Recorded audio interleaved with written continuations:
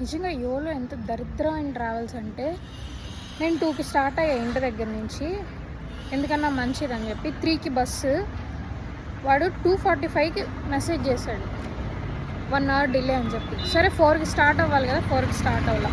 మళ్ళీ ఫోన్ చేసి 1 hour delay అని చెప్పాడు. 5:10కి వస్తుంది అని చెప్పాడు.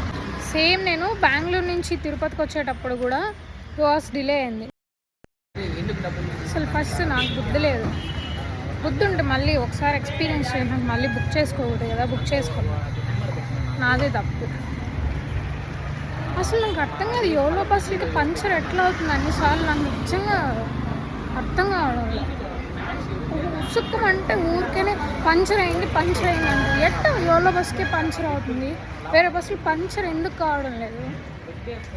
మళ్ళీ రీఫండ్ ఇస్తారంటే ఇవ్వడు.